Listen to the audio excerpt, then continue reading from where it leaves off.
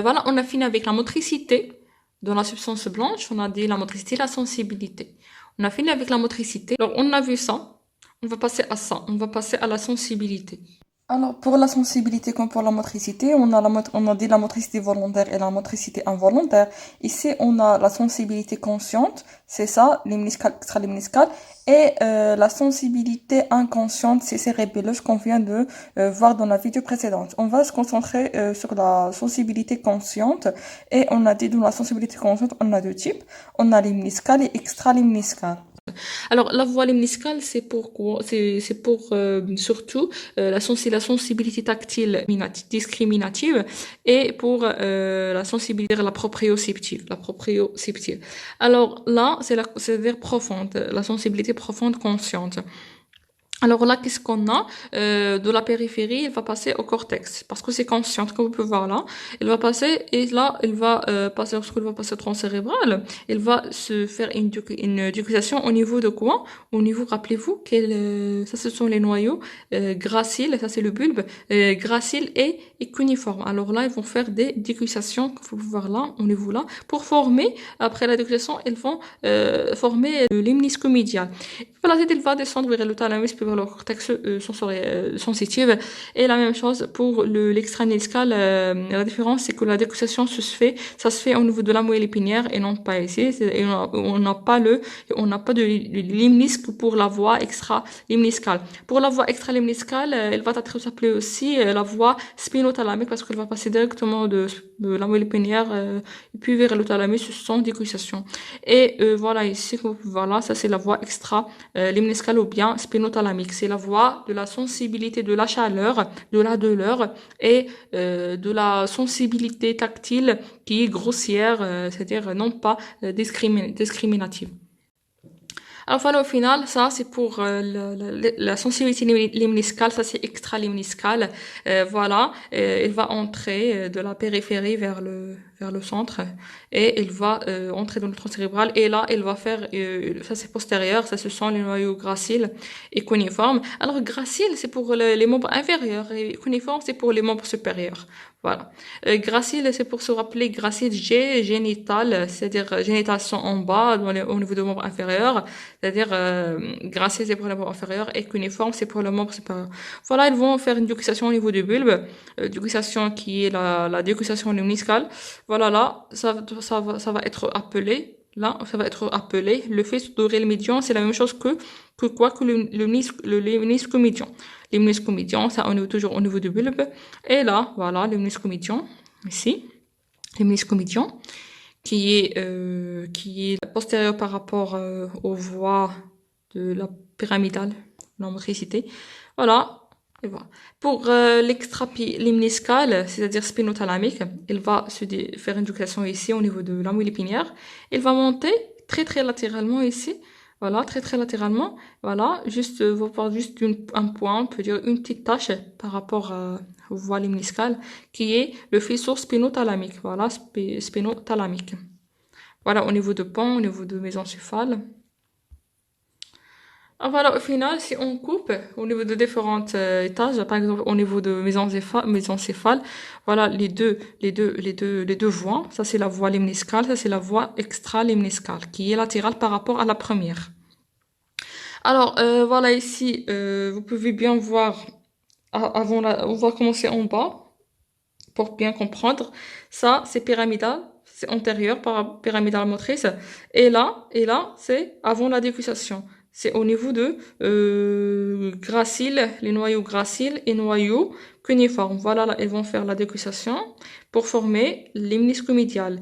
Toujours, on va garder que le limnisque médial. Voilà le limnisque médial qui est juste en arrière de faisceau pyramidal, au niveau de pont, et au niveau en haut, au niveau de mésencéphale. Et puis, on a cette petite tache ici. Rappelez-vous, cette petite tache qui est très, très latérale, très, très latérale. C'est le faisceau spinothalamique. Voilà, faisceau spinothalamique extrapyramidal. Alors voilà, ici, on reprend. On a dit, on a deux types de faisceaux. On a faisceau de sensibilité, soit lemniscal, qui va ne pas, il ne va pas se disséquer ici, non. Il va passer dans le côté, jusqu'au bulbe. Il va faire la dégustation ici pour être appelé. Ça, ce sont les noyaux graciles et cuniformes. Ici, il va être appelé le lemnisque médial. Voilà, lemnisque médial au niveau de toujours la moelle allongée. Et voilà le pont. Et voilà le mésencéphale. Voilà, il va passer au cortex sensitif. Pour la voie extralimniscale, pour la température et surtout, c'est une voie thermoalgique, il va faire la dégustation au niveau de la moelle épinière. Il va monter d'un seul côté et très très latéral. Et une seule petite tache. Voilà. Voilà, au niveau de bulbe, toujours le bulbe, au niveau de pont. Voilà. Et au niveau de mésencéphale. Et voilà, si on reprend, on a parlé de ça qui est antérieur et juste en arrière, on va trouver quoi juste en arrière?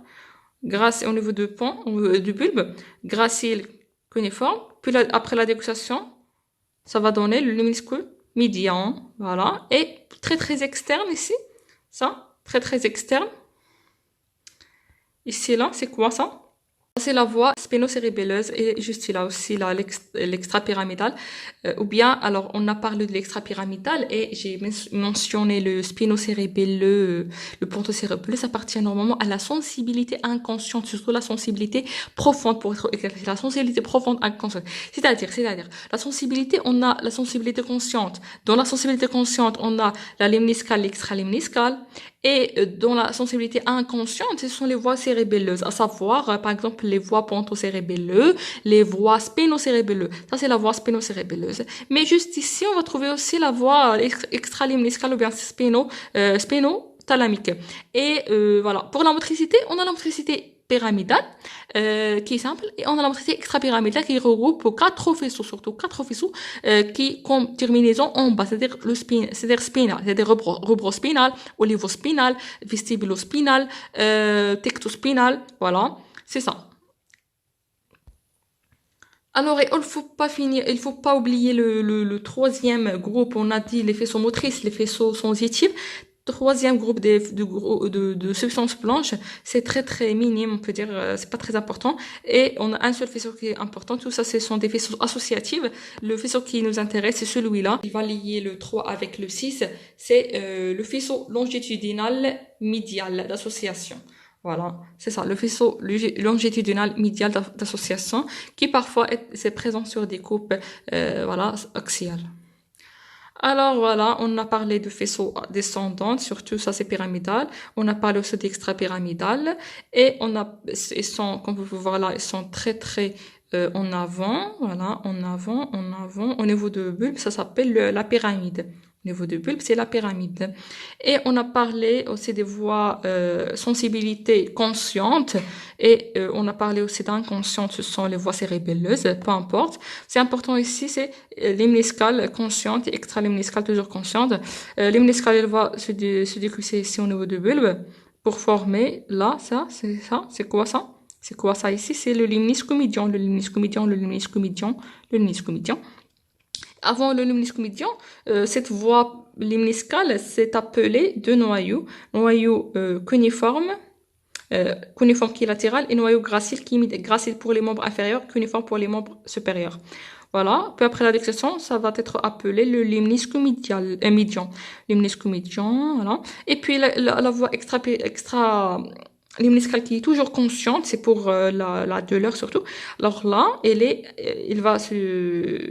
il va passer de l'autre côté au niveau de la moelle épinière. Là, il va garder la même côté et la même région, la même nomination.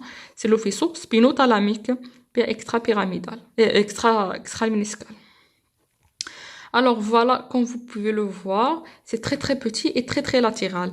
Voilà. Et juste là, ici en vert, c'est quoi en vert là? Ce sont les voies cérébelleuses inconscientes, soit motrices, soit sensitives, soit extrapyramidales, soit sensibilité inconsciente. Voilà, c'est en vert. En bleu, c'est la sensibilité consciente. En rouge, c'est la motricité consciente.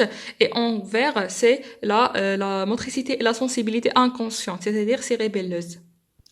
Alors, ce qu'il faut retenir, c'est que la voie pyramidale, c'est-à-dire la motricité volontaire, c'est le faisceau, bien la tâche qui est la plus en avant.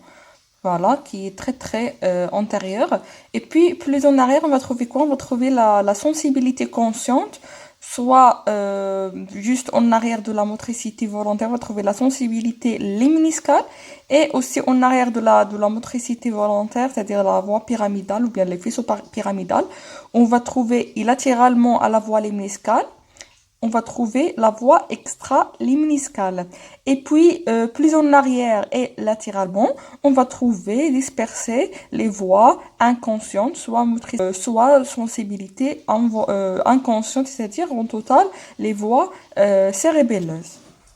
Ça, c'est pour la substance blanche, sans oublier la substance grise, qui est dispersée, elle aussi sous forme des îles, sous forme de petits noyaux, soit des noyaux spéciaux pour chaque étage, ou bien des noyaux des nerfs crâniens. On a finalement fini avec ça. Avec la configuration interne de tronc cérébral, on a quoi? On a des substances grises, c'est-à-dire les noyaux des nerfs crâniens et les noyaux propres à chaque étage. Et on a la substance blanche, c'est-à-dire la motricité et la sensibilité. Alors voilà, ici ce qui est rouge, c'est la voie de la motricité pyramidale ou bien consciente ou bien volontaire. Voilà, qui est très très en avant, comme vous pouvez voir là, et qu'il va faire une décussation au niveau de quoi? Au niveau du bulbe. Et elle va rester de la même côté, c'est la voie pyramidale, faisceau pyramidal, soit cortico-spinal, cortico-nucléaire. Et en bleu, ici c'est la sensitive, c'est les voies sensitives conscientes, soit limniscales, soit extralimniscales. Alors l'imniscale ici, on n'a pas de extralimniscale sur cette photo.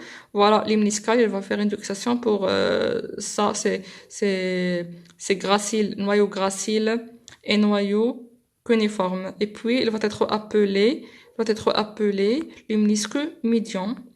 Et voilà, ça c'est en vert, ce sont les voies cérébelleuses ou bien les voies inconscientes, soit extrapyramidales, soit sensitives inconscientes. On a beaucoup, par exemple, le rubrospinal, olivospinal, vestibulospinal, et par exemple, voilà, je dis n'importe quoi, mais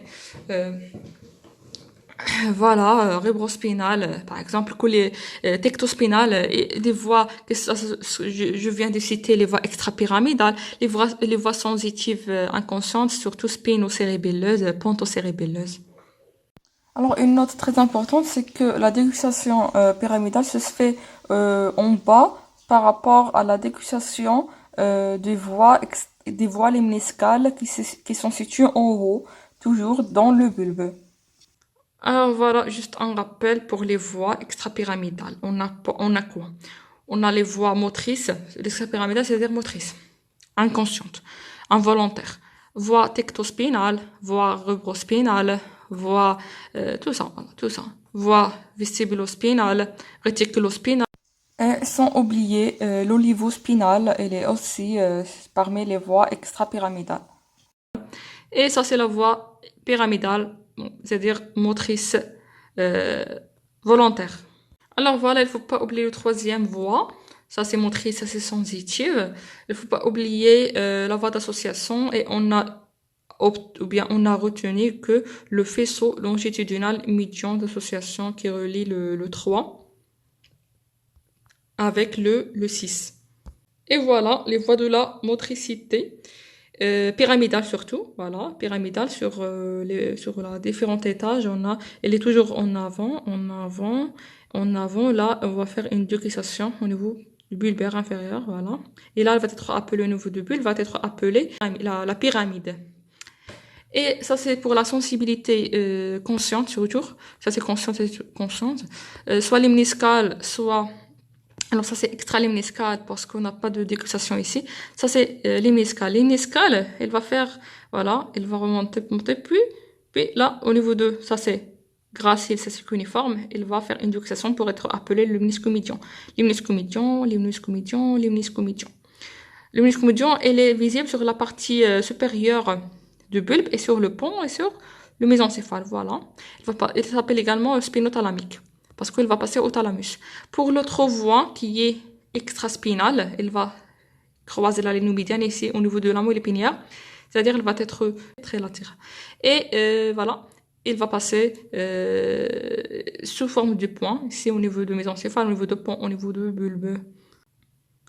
Et il ne faut pas oublier aussi les voies inconscientes, soit motrices, soit sensitives. Motrices, on a parlé des voies qui se terminent par spinal, c'est-à-dire rubro-spinal, lemnisco-spinal, olivo-spinal, vestibulo-spinal, tecto-spinal. Ça, ce sont des voies extrapyramidales, et puis des voies de la sensibilité profonde, inconsciente, c'est-à-dire cérébelleuse, c'est-à-dire à la terminaison au niveau du cerveau, au niveau du cervelet, pour ressentir, on peut dire de façon inconsciente, on ne peut pas être conscient de ça. On a quoi? On a ponto-cérébelleux, voie ponto-cérébelleuse, voilà, et voie spino-cérébelleux, voilà, spino-cérébelleux, voie spino-cérébelleux, soit les voies, on voit qui est ventrale et l'autre qui est dorsale. Peu importe, voilà, il faut pas oublier les voies d'association, c'est un seul faisceau, c'est qui est important, qui dessine surtout sur dans d'hippocampe, c'est le faisceau longitudinal médial d'association. La substance grise, il faut pas l'oublier. Tout ça, c'est la substance blanche. La substance grise, ce sont les noyaux, l'origine des noyaux gris, ou bien les noyaux de l'origine des nerfs crâniens. Voilà, voilà, voilà, les noyaux de substance grise. Et la substance blanche, substance grise propre à chaque, ou bien à chaque étage, qui est spéciale, on peut dire. Par exemple, au niveau de la mésencéphale, on va trouver les colliculus supérieurs, inférieurs, on va trouver le noyau rouge, on va trouver la substance réticulée, on va trouver au niveau de pont, le noyau de pont, on va trouver au niveau de bulbe, en avant c'est l'olive, et en arrière, en haut, on va trouver le cuniforme et le gracile, et en bas, on va trouver le noyau de von Mark. Et il faut pas oublier la substance réticulée tout au long, qui est dispersée d'une façon qui est très très désorganisée au niveau sur tous les étages. Et voilà, si on prend des coupes axiales de haut en bas, on va trouver quoi? On va trouver, ça. Voilà. On va trouver ça, ce sont les pédoncules, ce sont les pédoncules cérébrales, et non pas cérébraux, cérébrales, au niveau de pont, voilà, ça c'est antérieur, ça c'est postérieur, ça c'est l'aqueduc mésencéphalique. Et on va trouver quoi en arrière? On va trouver les colliculus, soit supérieurs, inférieurs selon la coupe. C'est par exemple, ça c'est le colliculus supérieur pour bien voir le noyau rouge. On a des noyaux rouges. C'est surtout au niveau du colliculus supérieur. Il va disparaître au niveau en bas, au niveau du colliculus inférieur. On peut pas voir le noyau rouge. Alors, on commence par la substance grise. On a dit le colliculus, on a dit la substance, ou bien le noyau rouge, et puis la substance noire. Et on a, normalement, ils sont pas présentés ici. Par exemple, ici, on a l'origine du noyau 3. Voilà, ou bien le noyau de 3. Voilà. Et voilà. Et juste en bas, on va trouver l'origine du noyau 4. Et voilà, on a aussi en avant ici, on va trouver quoi? On va trouver la motricité faisceau-pyramidale ici en avant. Et il faut pas oublier également la formation réticulaire. Voilà, la formation réticulaire. Et les voies de la sensibilité n'est pas présente, mais elle est là, elle est latérale et en avant et en arrière par rapport au pyramidal ou bien la voie de la motricité. Et on va ici, ça c'est le pont. Le pont, vous pouvez bien voir le nerf 5, l'origine du nerf 5. Vous pouvez bien voir les noyaux de pont ici. C'est le quatrième ventricule. Ça, ce sont les pédoncules cérébelleux et non pas cérébrales. Cérébelleux, par exemple supérieur ou bien inférieur selon la coupe, inférieur surtout au niveau de bulbe. Alors supérieur, c'est-à-dire ça supérieur, ça c'est moyen. On va trouver également dispersé par les noyaux de pont, on va trouver les faisceaux pyramidaux. Là, voilà, faisceaux pyramidaux, tout ça, dispersé par le pont. Et on va trouver l'hémisque médial, voilà, l'hémisque médial. Et on va trouver la formation réticulaire qui est dispersée comme pour le noyau des ponts. Il est dispersé ici. Voilà. Et voilà, c'est sur cette coupe qui est la coupe de bulbe. Vous pouvez bien voir l'olive. Voilà l'olive. Et la pyramide, c'est tout simplement la voie pyramidale au niveau de bulbe. Là, c'est l'hémisque médial, c'est-à-dire on est en haut. On a après la déconciation, en bas, si on avait juste, en bas, on aurait le gracile et le cuniforme. Ici, on peut pas les voir. Sinon, voilà les noyaux, voilà l'origine des noyaux gris par exemple, ça c'est pour les nerfs crâniens. Avec la formation réticulaire qui est dispersée. Le pédoncule inférieur, Voilà, le pédoncule inférieur. Et voilà, ce qu'il faut retenir ici. Ou bien ce qui est présenté, parce qu'on a beaucoup d'autres choses. On ne peut pas tous représenter sur une seule coupe, c'est impossible. Et voilà pour les pédoncules, juste on peut dire un mot. Un pédoncule supérieur et moyen sont visibles surtout sur une coupe au niveau de pont. Au niveau de bulbe, juste, surtout en haut, on va trouver le pédoncule cérébelleux inférieur. Ça, c'est juste un rappel pour la substance réticulée, bien la formation réticulaire. Elle est dispersée au niveau de pont, normalement elle est dispersée ici. Et haut, elle est bien organisée, elle est bien visible au niveau de mésencéphale et n'est pas très visible au niveau du bulbe. Alors, si on prend finalement des coupes, on va trouver quoi? On va trouver là les noyaux spéciaux, c'est normalement les colliculus, et là noyau rouge, substance noire. Et pour la substance blanche, on va trouver la voie pyramidale ici, au niveau quoi? Au niveau des pédoncules cérébrales. Et on va trouver en arrière, en bleu, c'est la voie de la sensibilité lemniscale, c'est-à-dire le lemniscomédial. Et latéralement, rappelez-vous, c'est quoi? C'est l'extra-lemniscal ou bien spinothalamique, faisceau spinothalamique. Et là, sur cette coupe de pan, on va trouver ce qu'on substance gris, ce sont les noyaux dispersés noyaux de pan. Et ça, c'est le faisceau pyramidal. Et ça, c'est c'est le ménisque médian, qui est médian, comme son indique. Et latéralement, très très petit, c'est la voie extraléniscale. Et là, c'est quoi? Ça sont soit des origines des nerfs crâniens, soit des nerfs, bien des faisceaux de cette substance blanche extrapyramidale et sensibilité inconsciente. Voilà, qui sont très petits. Ce qui est important, c'est ça. Et pour la médulaire, bien pour le bulbe, on va trouver comme substance grise. On va trouver le noyau d'olive. Et ça, en arrière, normalement, on va trouver le cuniforme qui est latéral et le gracile.